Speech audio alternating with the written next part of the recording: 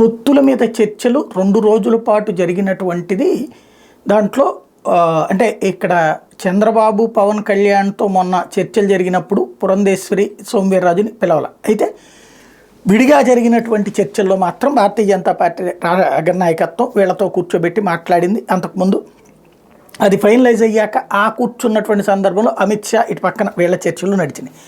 ఓవరాల్గా చూస్తే నిన్న ఇవాళ జరిగినటువంటి సందర్భంలో మాత్రం పురంధేశ్వరి అట్లాగే సోమవీర్రాజు ఇద్దరు కూడా అక్కడ లేరు.